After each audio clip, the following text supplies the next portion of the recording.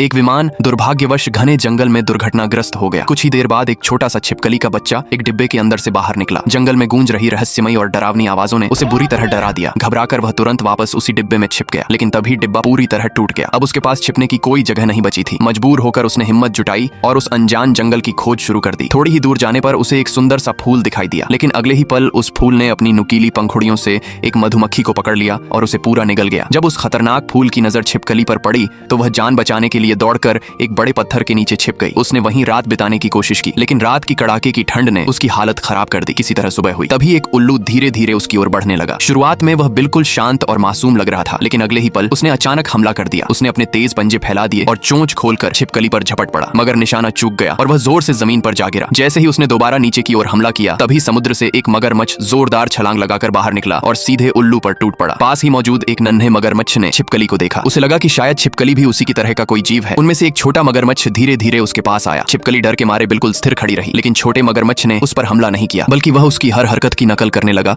और मुस्कुराने लगा। तब जाकर छिपकली ने राहत की सांस ली और पहली बार उसे महसूस हुआ कि इस खतरनाक जंगल में शायद उसे एक नया दोस्त मिल गया है।